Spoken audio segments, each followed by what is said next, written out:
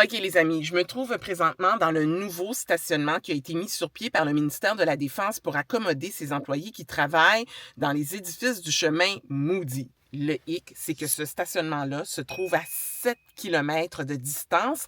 Bon, OK, c'est vrai, c'est un beau, grand stationnement, mais c'est loin en...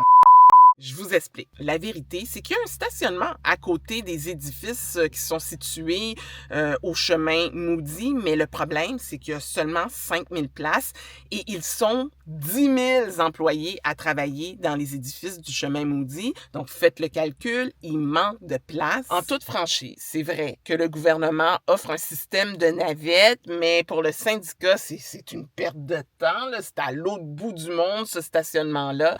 Ils se demandent pourquoi le ministère est pas plus flexible dans ses accommodements.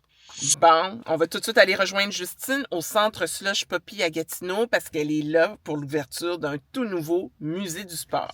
Il y a désormais un peu du vieux Bob dans le complexe ultramoderne des Olympiques de Gatineau. Donc, je me trouve au centre Slush Poppy. On est au 2e étage et c'est ici qu'on a aménagé, dans le fond, un espace muséal pour rendre hommage au centre Robert Guertin. Ça se veut une vitrine sur le passé. On veut rappeler les grands moments de l'histoire, non seulement des Olympiques, mais aussi de ce centre-là, de cet amphithéâtre mythique, le centre Robert Guertin. Et on veut surtout que ce soit retransmis aux prochaines générations. Comment on a fait ça? Bien, à l'aide notamment de photos qu'on retrouve un peu partout. Il y a des bancs également qui ont été épargnés de la démolition du centre Robert Guertin.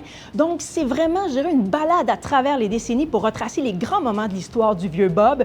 Le projet qui a été financé par la Ville de Gatineau et Vision Multisport Outaouais.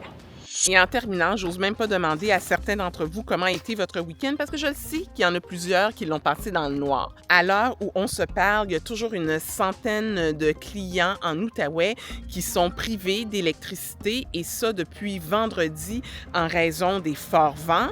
Au plus fort de la panne, il y était 30 000 clients d'Hydro-Québec à être privés d'électricité. C'était surtout des gens qui résidaient dans le Pontiac.